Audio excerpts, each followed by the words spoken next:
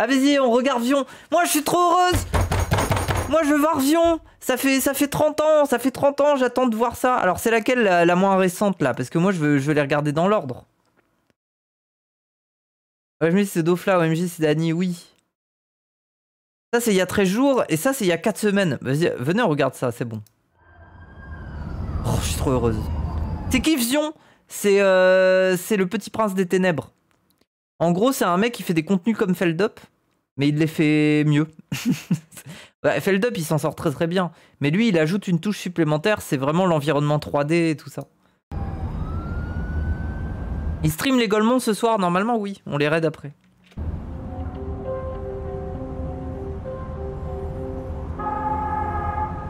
Cette année-là, un homme met en place une expérience. Ah mais oui, c'est la suite du iceberg.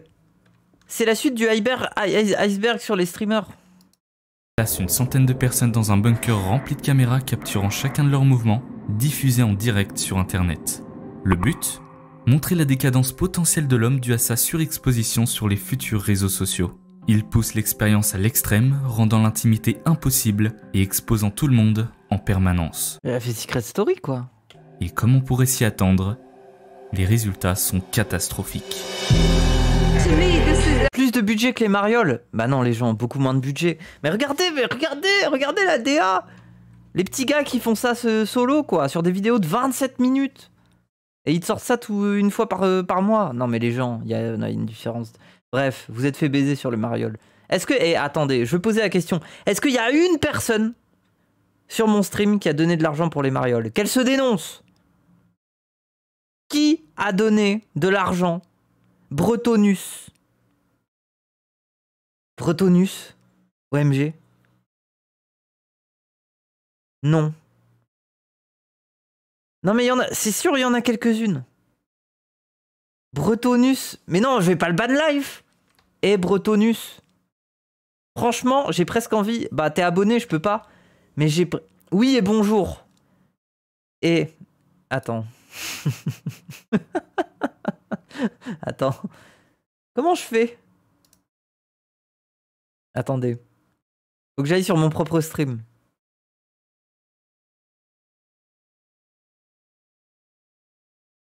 Attends, mais comment on fait?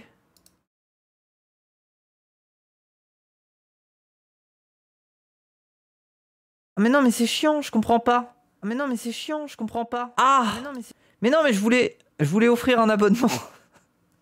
Je voulais offrir un abonnement pour le rembourser. Ça va, je regrette aussi. Mais non, mais je m'en fous, mais c'est juste, j'ai tellement de la peine pour toi que t'aies donné de l'argent pour les marioles que je voulais te payer un abonnement. Mais tant pis. Je sais pas comment on fait. We don't realize how we are being filmed. It's wrong to invade people's privacy with cameras. This is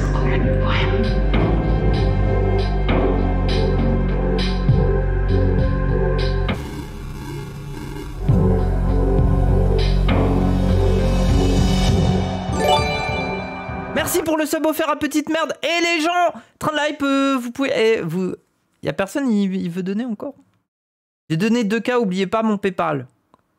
Non, t'as rien donné, toi. Toi, t'es même pas abonné ici, toi. Alors que t'es là tout le temps, hein. Non, t'as rien donné, toi. 30 secondes. Non, mais personne, il va donner, c'est bon, c'est fini. Fin de carrière.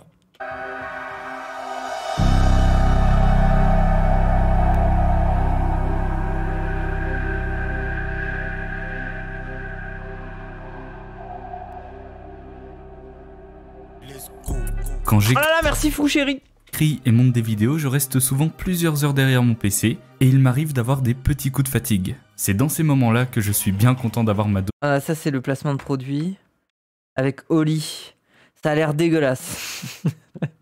Voilà, j'aurais jamais de placement de produit d'Oli, mais désolé, faut le dire, ça a l'air quand même bien gaze. Hein. Va bien m'aider à tenir le coup. Oli, ce n'est pas qu'une boisson classique, mais une alternative plus Ça a l'air bien gaze, on dirait de la grenadine quoi. Et aussi, c'est la variété de parfums et de gamme qu'il propose. Merci Ridley Biscotte. Donc si vous n'êtes pas trop boisson énergisante, pas de panique. Ils ont aussi des gammes Ice Tea et hydration pour les sportifs. Si vous vous sentez perdu parmi tous ces choix, vous avez à disposition des packs de découverte pour vous permettre de tester leurs produits. Non mais les gens qui ont bu du Oli, ça ressemble à quoi comme boisson genre? C'est juste du sirop. Bah ouais, c'est ça en fait. C'est de la grosse merde. Merci à Mio pour le sub offert. C'est ça à quel goût? Je confirme, pas beaucoup de goût.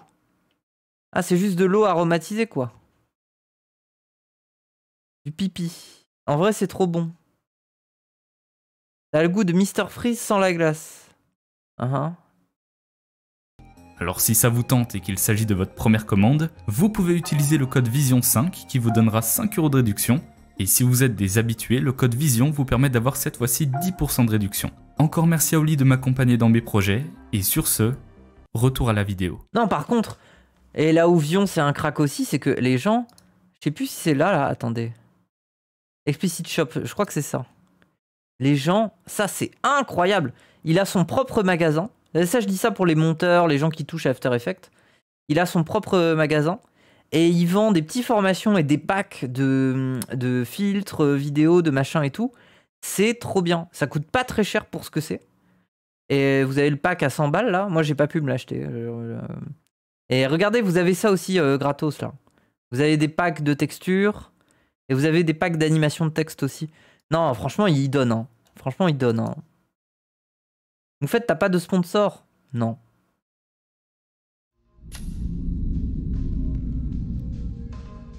Nous sommes en 1984 et un homme du nom de Josh Harris vient tout juste de terminer ses études de communication à l'Université de Californie du Sud. Il sait cependant que les opportunités les plus ambitieuses ont lieu à plus de 4000 km d'ici, à New York. Avec seulement 900 $ en poche, Josh débarque à Gotham City avec un objectif. Révolutionner le monde de la... Ça c'est cool, mais c'est giga cher, on peut trouver ça sur le net gratos. Oui, mais faut partir du principe que déjà lui c'est un petit crack de la 3D et d'After Effects et tout ça. Et que s'il te vend un truc à ce prix-là, vraiment il te met tout dedans, je pense. Il t'explique tout, il te met tout dedans. Alors certes, tu peux trouver des trucs, des formations et les formes, mes couilles et tout ça. Mais là c'est un débrouillard quoi, c'est un bricoleur, donc il te fait payer ça 100 balles. Je pense qu'il se fout pas de ta gueule. Je pense pas que Vion se foute de ta gueule quoi. Poche, Josh débarque à Gotham City avec un objectif. Révolutionner le monde de la technologie. Rapidement, ils fonde Jupiter Communication, une entreprise spécialisée dans les statistiques prévisionnelles et leur revente. Le succès est au rendez-vous, au point que même le New York Times, l'un des journaux les plus populaires du pays, utilise leurs services. Cependant, Jupiter Communication n'est pas la seule entreprise qu'il crée. En 1994, il lance Pseudo.com, l'un des tout premiers services de contenu en streaming. Présentée comme la première télévision d'internet, cette plateforme permet de consulter... Putain, c'est grave vieux, c'est trop vieux. Ça parle de P. Diddy, Alicia Keys et tout ça. Elle a quel âge d'ailleurs, Alicia Keys, maintenant? Attendez.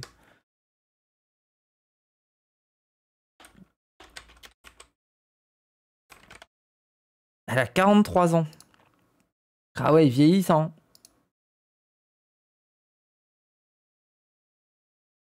Toujours fraîche de fou, hein. Des audios, des vidéos et même des lives avec une fonction de chat déjà intégrée. À l'époque, c'est une véritable révolution.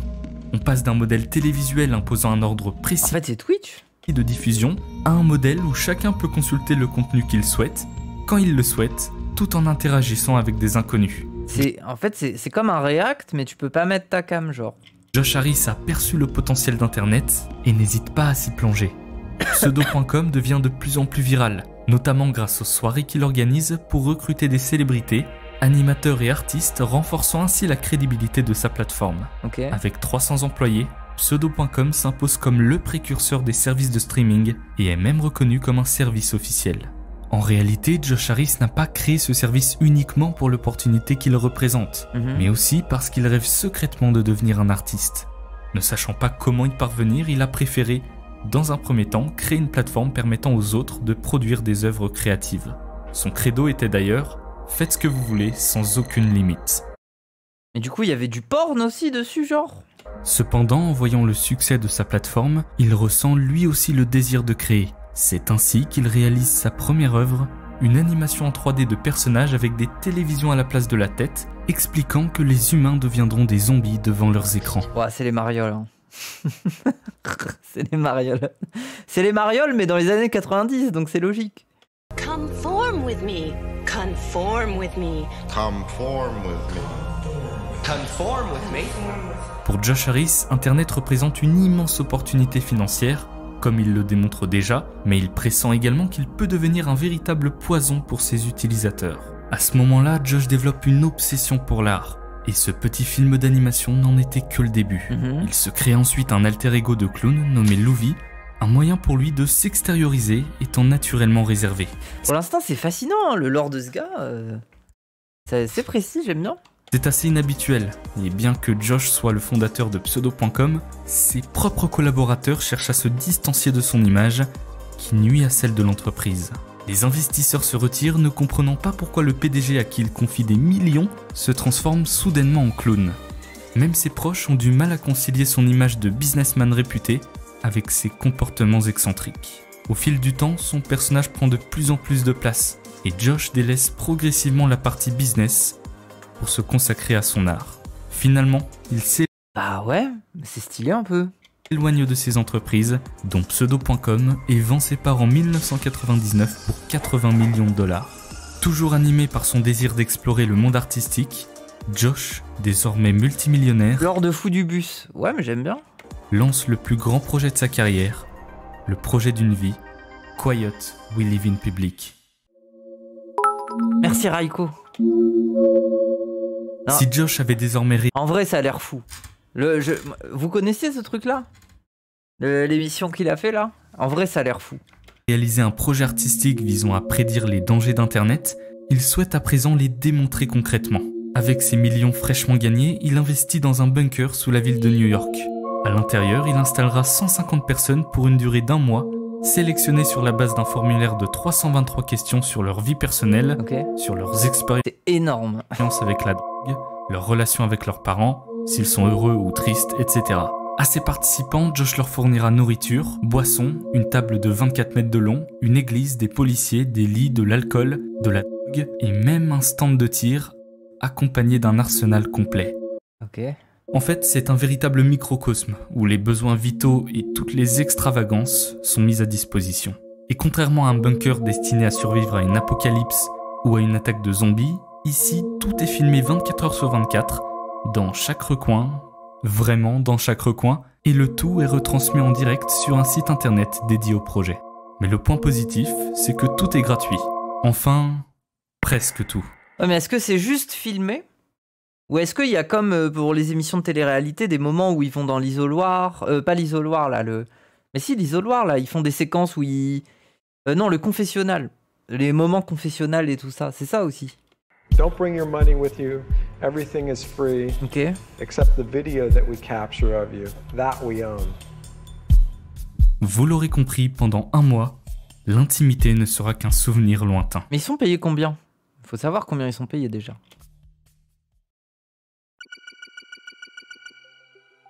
La centaine de Franchement les gens, on vous propose de faire ça. Pour combien vous prenez? Pour 1 mois. Combien, à votre avis, c'est quoi le prix correct pour 1 mois d'émission comme ça? 5K? 1 million? 25K? 5K, ça me paraît trop peu. Moi, je pense, à partir de 10 ou 15 000, tu discutes. 5, 6K, 30K. Parce que là, t'es vraiment tous les jours pendant 1 mois. Hein. T'as pas de pause. Hein. Kratos nourrit logé plus Swede. Ouais, moi je dis 10K, ouais. Soyons honnêtes, hein, on parle pas de sommes mirobolantes en mode ah, moi je veux 30 millions, non. Là on parle de la réalité. Dans la réalité, je pense 10K. Hein.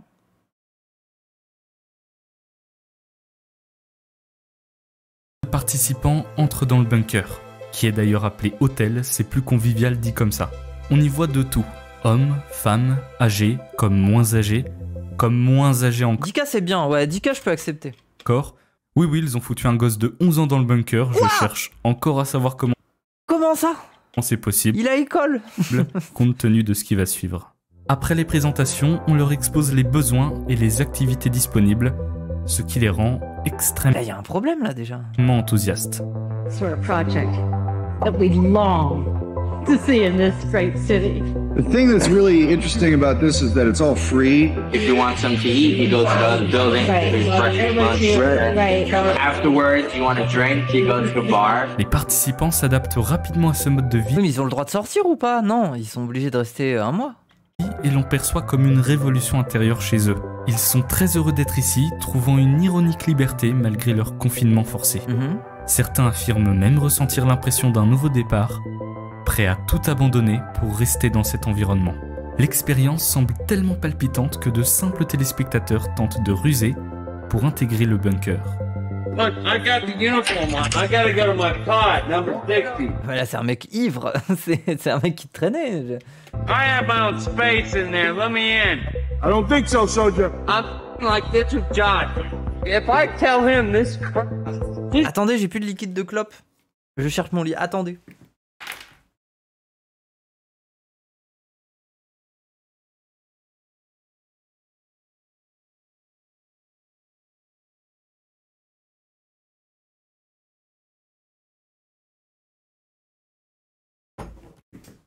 Oui, pardon. Non, mais c'est quoi ce truc? La secte, hein. Oui, oui. You're gonna flip, man. Alors que la pudeur pouvait en freiner certains au début, après quelques jours, uriner devant une caméra n'est plus un problème. Certains se déshabillent sans gêne et entament des rapports avec leurs voisins de capsule. Et grâce aux télévisions à leur disposition, ils peuvent s'observer entre eux, ce qui diminue encore un peu plus leur intimité. Tout cela les encourage à agir d'une manière dont ils n'auraient Tout le monde peut switcher de caméra? Ah, c'est bizarre. jamais osé dans un contexte ordinaire. Malgré leur confinement et la surveillance constante, ils ressentent une véritable sensation de liberté et recherchent leur instant de gloire quotidien. Mais au fil du temps, le filtre d'amour s'estompe peu à peu, et la dopamine qui régnait en maître jusqu'à présent En fait, c'est un peu le The Event, mais tous les jours pendant un mois, quoi. disparaît. En fait, il y a comme une prise de conscience collective. Les C'est-à-dire qu'au début, tout le monde a l'impression de c'est un nouveau départ, c'est le début du succès, puis oui. participants ressentent un détachement de leur propre personne, ayant progressivement pris l'habitude de toutes les commodités offertes. La sensation de nouveauté se dissipe, laissant place à une routine monotone. Fucking camera in my face. No, not today. You see, to me, this is, I mean, it's a very interesting phenomenon. We don't realize how often we are being filmed. It's wrong to invade people's privacy with cameras. This is Au fil du temps, les participants réalisent l'étendue de leur surveillance, se sentant parfois comme des esclaves de cette expérience. Certains, diagnostiqués dépressifs avant leur arrivée, pensaient que cela les soulagerait, mais au contraire, ils sont assaillis par des cauchemars et des hallucinations.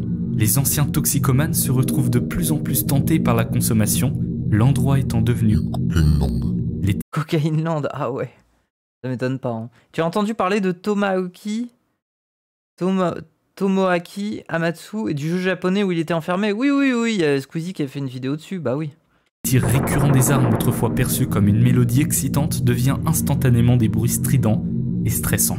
La salle d'interrogatoire, qui semblait être un exercice amusant, se transforme en une activité intrusive, accusatrice et froide, digne d'un laboratoire vide d'humanité traitant leurs patients comme de simples sujets d'expérience. I struggle with depression and anxiety, but I believe that I have choices around that. Fabulous. Did you try to commit suicide? Yes. What did you do? I tried myself. Attends, quoi? Ils leur font passer des interrogatoires devant caméra, genre? C'est de la torture, ouais. Sans que les spectateurs ne s'en rendent compte, Josh devient un véritable Big Brother, un œil omniprésent qui observe tout et contrôle chaque aspect de leur vie. Il leur impose un uniforme, dicte leur emploi du temps pour dormir, manger, se laver et même aller aux toilettes. Parfois, il va même jusqu'à les surprendre en échangeant les partenaires de capsule, simplement pour observer leurs réactions. Any techniques that we can use to intimidate them? You know, to break them in essence. And pretend you really hate the person. Really. Mais un événement va venir donner du baume au cœur. Intentionnellement orchestré par Josh, nous nous rapprochons des derniers instants du millénaire, symbole d'une nouvelle ère et la propagation d'Internet à grande surface. Ce moment doit probablement être stimulant, surtout en raison de l'approche imminente du bug de l'an 2000. On se demande si les systèmes informatiques afficheront l'année 2000 ou 1900. Les participants reprennent donc vigueur et se sentent en sécurité dans cet endroit. L'approche de cet événement... Mais à l'époque, ils étaient... Attends, il y avait une armée de développeurs et ils pensaient vraiment que ça allait pas mettre l'année 2000. Mais c'est débile. Les participants reprennent donc vigueur et se sentent en sécurité dans cet endroit. L'approche de cet événement mémorable renverse la tendance, mais n'efface pas pour autant le traumatisme qu'il a créé. La gratuité transforme les participants en animaux, à tel point que l'une des participantes agresse violemment l'une de ses voisines en lui plantant ses ongles à la gorge. C'est d'ailleurs la seule à partir avant la fin de l'expérience, pour faute grave. Oui bon, c'est une soirée dans un squat quoi. Je suis pas choqué non plus, hein, ça va. Hein.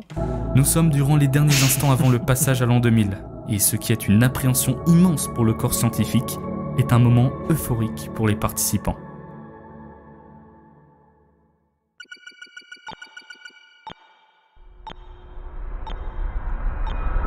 Ça y est, nous y sommes. Aucun bug à signaler, tous les systèmes affichent 01, 01, 2000. Les cobayes ont désormais une nouvelle raison de célébrer. Putain, c'est quand même stylé. C'est quand même stylé de passer l'an 2000 quoi. Et de faire J'avoue, je comprends un peu le délire. La fête jusqu'à l'aube.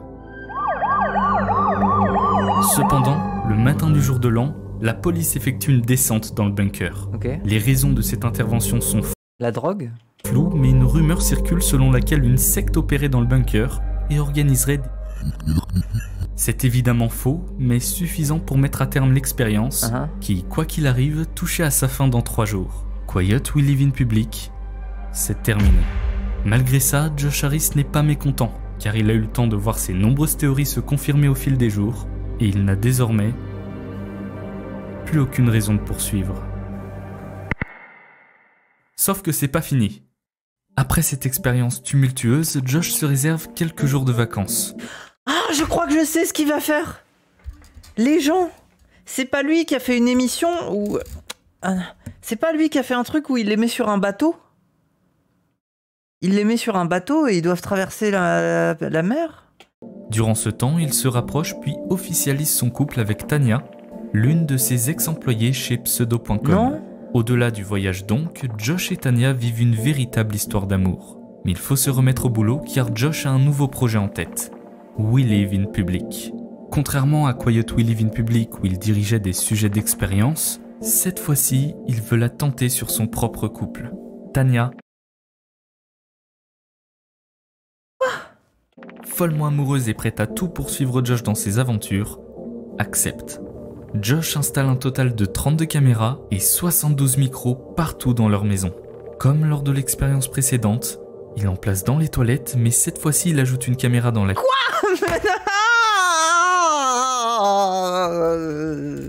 Non! Mais quoi? Mais pourquoi tu veux filmer ça? Cuvette pour voir quand ça sort. Avec un système ultra sophistiqué, le couple ressentira un inconfort encore plus prononcé que celui des participants précédents. Effectivement, étant seulement 2, ils attireront davantage l'attention des spectateurs.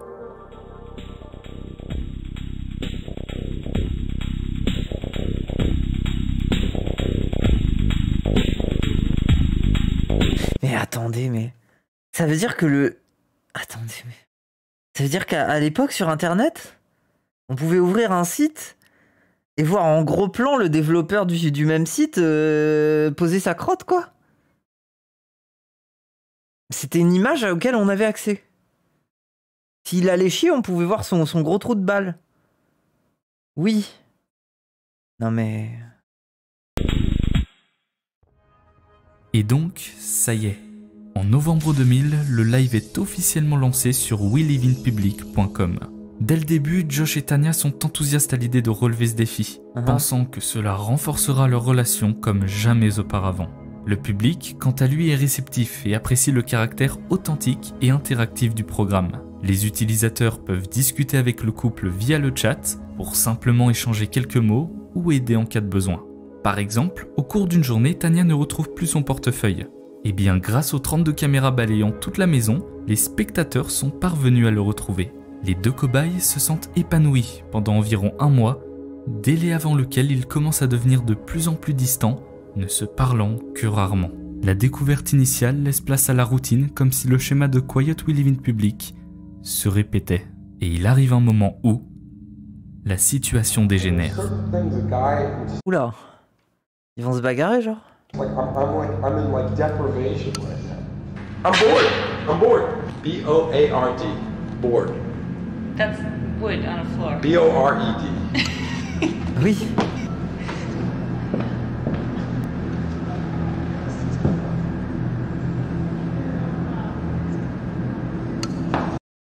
Il va vouloir ken avec, elle va dire non, il va la forcer. Parce que là, il est en mode je suis ennuyé, les spectateurs ils ont pas ce qu'ils veulent, du coup, oui. No. What's the problem? Show him my things. No one will see. Hello. I'm not here. Oh non. I'm not. This is not about that. Every time I make a move to do anything, you can block it. Don't. Oh là là, non. Don't force me. Don't grab me like that. Josh, don't do this. You're scaring me. Stop it. Leave me alone. Don't let go. Ouah, mais ça.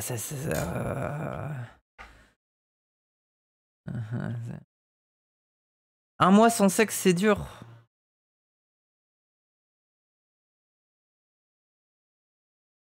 Allez hop. Va te calmer, gros. Spoiler, c'était du script.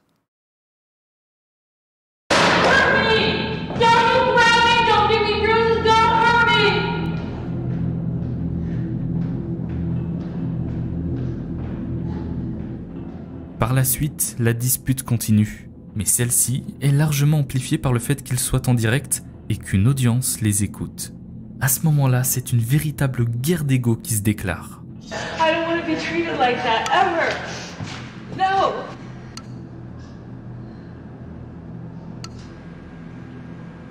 So you know. Oh la bataille. Non, désolé, il faut pas rigoler. Juste la battle de regard là, sans rien se dire. So you know what? Get a fucking star and have sex all over the house in public. Then you'll be the man. No, I'll just find somebody else that I enjoy having sex with. Okay, good. I've been fat and had sex with women and not had this problem. You've never been fatter than you are right now. Waouh. Après la dispute, Josh et Tanya consultent séparément le chat pour observer les réactions. Et à l'unanimité, les spectateurs sont du côté de Tanya. Alors... Oui, merci. J'ai eu peur. Fais pas pitié. Oh putain. Parce que les années 2000, bon... J'avais peur quand même. Heureusement. Bah non, mais les gens, les années 2000, il n'y a pas eu MeToo, il n'y a pas eu tout ça. Hein. Bon. Allant même jusqu'à lui dicter de faire dormir Josh sur le canapé. Les jours suivants ne sont pas plus réjouissants pour Josh, car il traverse une crise financière. Okay, I need to tell you, you got a negative balance in your checking account. Okay, bye. Aussi étonnant que cela puisse paraître, les 80 millions de dollars qu'il avait touchés de Jupiter Communication se sont comme envolés. Est-ce que ce sont ces deux projets qui ont... Vision est très léger sur ce qu'il se passe. Bah oui, non, mais moi ça m'a suffi. Dilapidé toute cette somme, nous ne le savons pas avec certitude, mais ce sont les faits. Josh Harris est dans le rouge. Et comme un malheur ne vient jamais seul, Tanya finit par... Comment tu dilapides 80 millions, quoi? Le quitter, le laissant seul... Alors, même si je voulais dilapider, je pourrais pas. Face aux conséquences de son expérience. I was really scared about you. Putain, si j'avais 80 millions, moi je pense, première chose que j'achèterais, c'est... J'achèterais un carton de Capri-Sun. Et comme ça, j'aurais toujours des Capri-Sun. I'm scared about me. Dans un état probable de déni, il s'illusionne en se considérant comme une véritable célébrité. Cependant, cette illusion est vite brisée lorsqu'il réalise que, seules ses diffusions en direct deviennent... C'est nul. Mais laissez-moi, c'est bien le Capri-Sun, t'as toujours envie d'en avoir un de côté. ...ennuyeuses à mourir, faisant chuter le nombre de spectateurs de plus d'1 millier à une dizaine seulement. Avec l'euphorie... Ah ouais, y a que 10 personnes qui regardent ça en boucle. Ah ouais. Depuis longtemps envolé, Josh prend soudainement conscience d'être sous observation constante, scruté dans ses moindres faits et gestes par des inconnus. Oui, puis en plus, il commente même pas, c'est même plus un truc populaire, c'est juste, t'as toujours des gens bizarres, les derniers gens les plus bizarres du monde, Regarde continuellement. Mais arrête, gros, ferme tout ça. Il devient alors la victime de sa propre création et plonge dans la folie. It's all part of our subconscious. It's all part of our subconscious. It's all part of our subconscious. Yes, it's all gonna come out sooner or later. It's all gotta come out sooner or later. Wow. It's all gotta come out sooner or later. It's all gotta come out sooner or later. Ah non, c'est... Je sais pas si c'est de la mise en scène ou si... Oui. Acteur studio, je sais pas. Ça fait plus d'1 mois qu'il est filmé constamment, les gens. On est dans Paranormal Activity de fou. It's all gotta come out sooner or later. It's all gotta come out. En janvier 2001... Et quand bien même c'est un acteur, genre il peut ne pas aller pas bien et faire l'acteur, genre.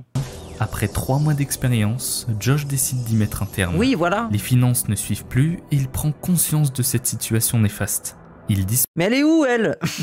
Attends. Elle est devenue quoi? Elle est partie ou? Disparaît alors de la scène publique et avec des fonds qu'il parvient à réunir, il s'achète une ferme isolée, réalisant son rêve de vivre seul dans un endroit où il peut enfin respirer l'air pur et se sentir lui-même.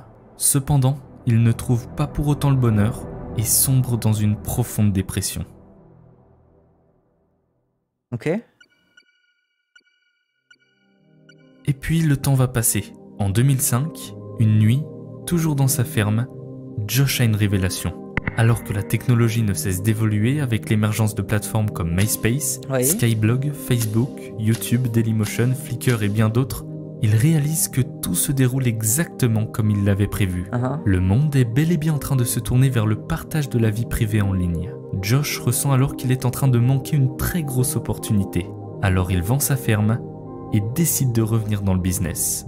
Son objectif est clair, créer une plateforme prometteuse pour ensuite la revendre. Bon, en gros, il a un peu le seum que ses millions soient partis en fumée, alors il tente le tout pour récupérer un peu d'argent. Il lance donc Operator 11, une plateforme de c'est quoi ça?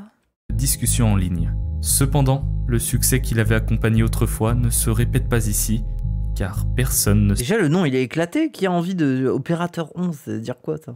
S'intéresse à son projet. Pendant ce temps, les prédictions de Harris se concrétisent sous ses yeux. Les blogs et les réseaux sociaux continuent d'émerger et de se développer rapidement, car la population adopte le concept qu'il avait lui-même prédit, vivre en public. Il trouvera finalement un succès modeste en racontant son histoire dans un documentaire sorti en 2009, projeté plusieurs fois en festival et recevant le grand prix du festival de Sundance. Okay. Ce succès lui redonne de l'espoir, et en 2011, il souhaite réitérer l'expérience de Quiet We Live in Public avec une technologie beaucoup plus avancée dans un projet qu'il nomme The Wired City. Et il l'a fait? Le problème, c'est qu'il n'est pas redevenu millionnaire entre-temps, et a donc lancé un financement participatif qui n'a malheureusement, ou heureusement, pas abouti. En fait, on dirait le scénario de...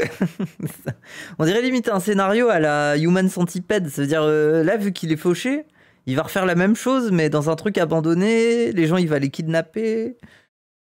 Et... Josh Harris n'est certainement pas une personne à glorifier. Ses méthodes employées étaient immorales, voire illégales. Cependant, nous ne pouvons pas nier que les résultats de ces expériences comportent des similitudes frappantes avec notre réalité actuelle. C'est horrible, ça me fait penser au tueur de Leonard Lake, là. Leonard Lake, si vous connaissez pas... Pourquoi je vous en parle? C'est horrible, n'allez pas voir, c'est chiant, c'est moche. Mais oui. Josh Harris affirmait notamment que tout est gratuit, sauf leur image, ça nous appartient. Cette phrase se traduit aujourd'hui de 2 façons. D'abord, le tout est gratuit reflète l'accès illimité et sans coût au contenu disponible sur Internet. Et ensuite, sauf leur image, signifie qu'en échange de cette gratuité, nous acceptons que nos informations personnelles soient utilisées par les plateformes sur lesquelles nous nous inscrivons, souvent à des fins commerciales ou autres. Quiet We Live in Public démontre également la bêtise humaine. Sous l'œil des caméras, les participants n'hésitaient pas à être excentriques au possible pour tenter de devenir une célébrité. Et aujourd'hui, je ne crois pas vous apprendre quelque chose en vous disant que certains sont prêts à tout pour les vues, même si ça doit se terminer dans un bain de sang. La pression des statistiques est aussi un point... Attends, quoi? Même si ça doit se terminer dans un... D'avoir laissé mourir sa petite amie lors d'une vidéo. Bain de sang. La pression des statistiques est aussi un point que l'on peut aborder. Une fois que Tanya avait quitté Josh, il voyait le nombre de spectateurs en chute libre impactant encore plus son mental. Et à l'heure actuelle, c'est un fléau auquel la grande majorité des créateurs de contenu sont confrontés. Oh mais ça va. Mais franchement, moi ça m'énerve. Il suffit de... Regardez, il suffit d'avoir de l'énergie, de la bonne humeur, de travailler des gimmicks, des attitudes qui font que c'est drôle, tu divertis les gens, et c'est bon. Les gens ils sont heureux. Les gens ils donnent plein d'argent.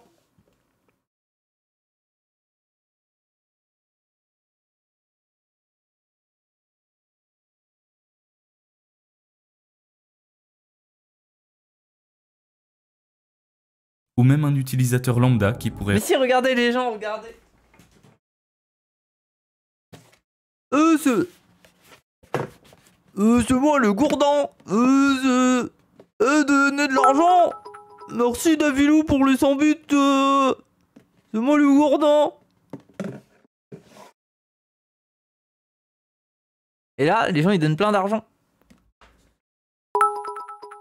Merci coach, merci pour le sub offert, merci Raiko. Et vous voyez, ça fonctionne de fou. Merci Malikara. Voilà, faut pas s'angoisser. À quoi bon faire mourir des gens? À quoi bon tuer? Merci Billion de Cookies. Oh là là, merci pour les 5 subs. Eh les gens, mais vous voyez, y a pas besoin de tuer des gens en stream pour avoir de l'attention. Hein. Regardez combien Même ça quand fait je dors, je fais de l'argent.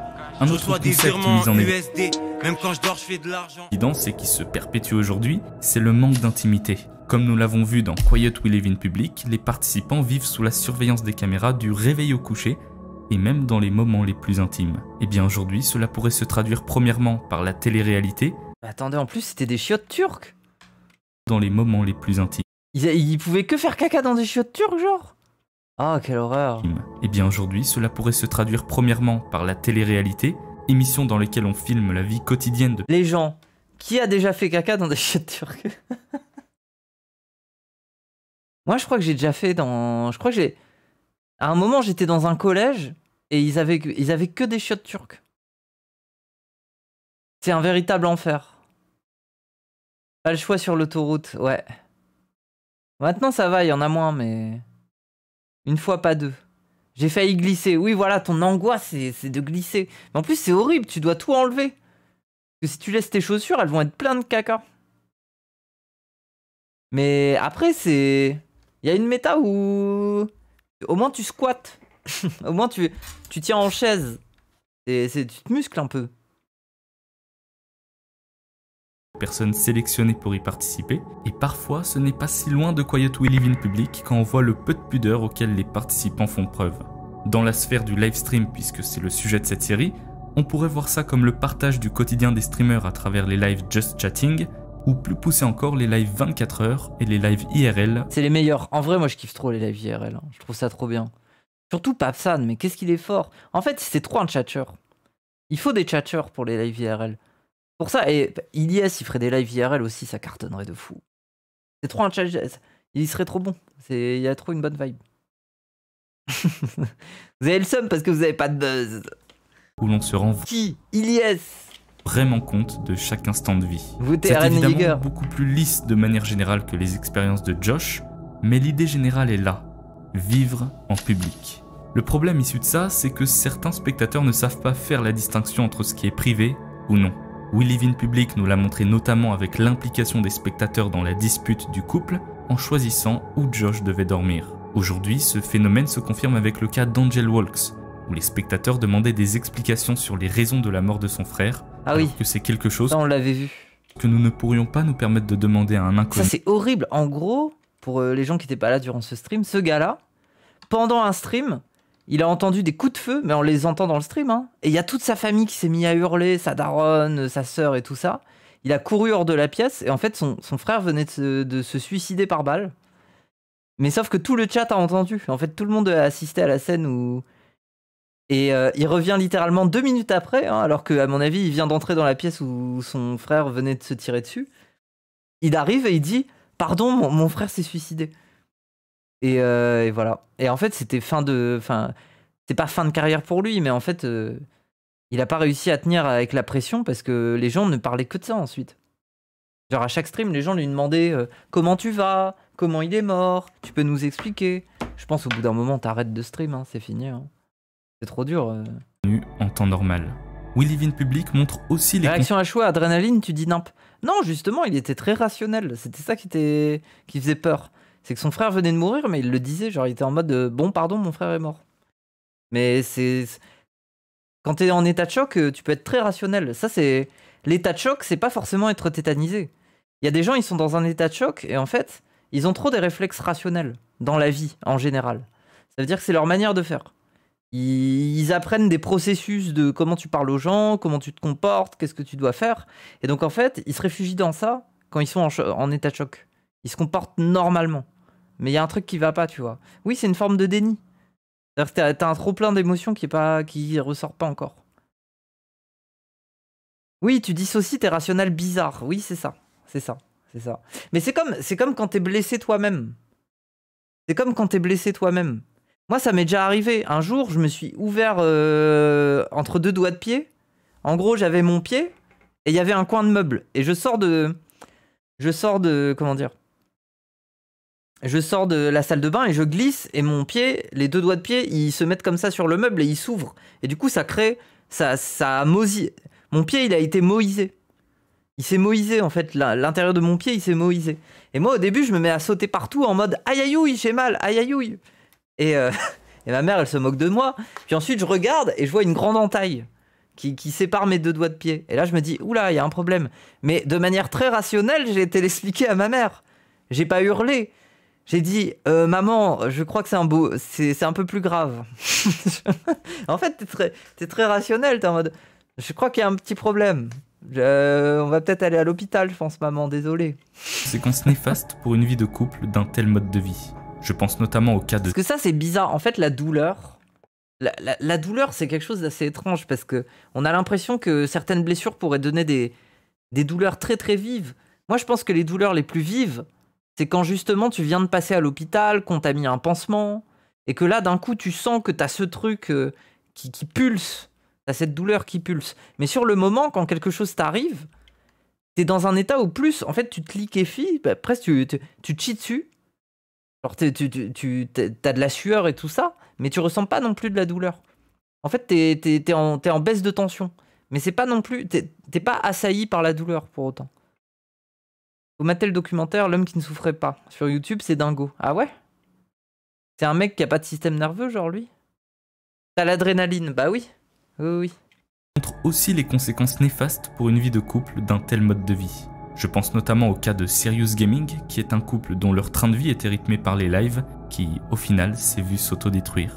Le plus frappant selon moi, c'est l'analogie parfaite entre le moment où Alan demande une relation sexuelle à Victoria, qui colle parfaitement avec le moment où Josh agresse Tanya pour en obtenir une. À force de partager sa vie et donc vivre en public, l'intimité disparaît complètement, nous amenant probablement à faire des choses que l'on n'avait même pas imaginées.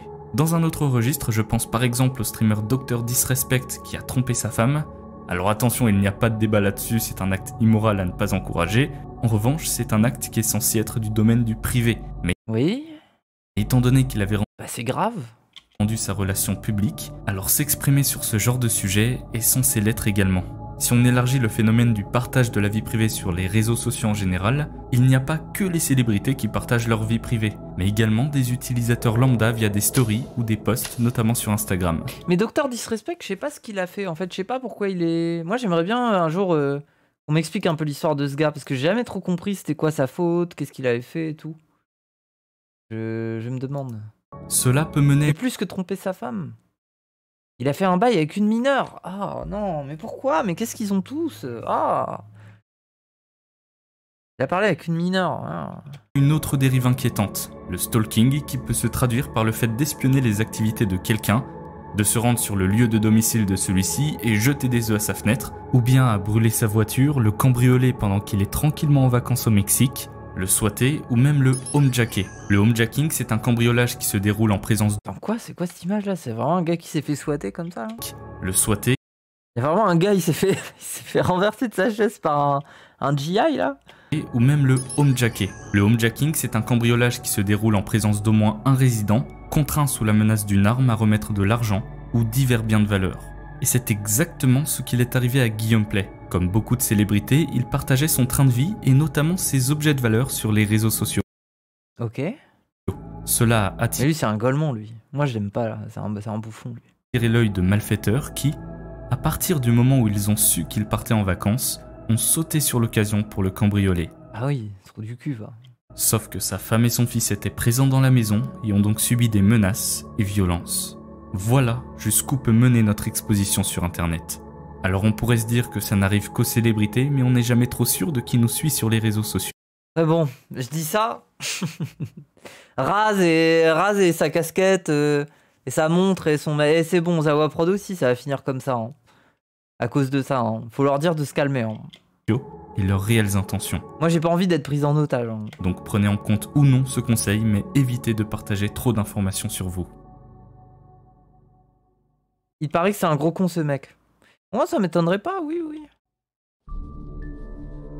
Voilà en résumé les prédictions de Josh Harris qui se sont confirmées avec le temps. Encore une fois, mon but ce n'est pas de critiquer votre utilisation des réseaux sociaux, mais peut-être que certains éléments ont pu vous faire réfléchir et vous apporter une nouvelle perspective. Oui. En tout cas, j'espère que cette vidéo vous a plu. On a à présent terminé le niveau 1 des côtés obscurs des lives. Oui, parce que les gens, c'est un iceberg. D'ailleurs, c'est bizarre qu'il ait pas mis iceberg dans son titre. Là c'était le niveau 1. Ensuite, il va nous parler de tous les livestreams horribles, bref. Pour la suite, je vous donne Mais rendez-vous. j'aime bien sa série, hein. Mais du coup, j'imagine que ça là, c'est la suite. Attendez, juste, je vérifie. Ça, c'est la suite. Oh, son placement de produit, il a l'air incroyable. Attendez. Il m'a sauvé la vie. Regarde, grâce à eux, j'ai pu créer mon site sur lequel je propose des ressources en montage vidéo. En plus de ça, c'était vraiment super simple. Et vous aussi, vous voulez tenter l'expérience? Alors profitez d'un de ces... Oui, bon, bref. Bah, on regardera ça la prochaine fois. Let's go, la suite. Non, c'est...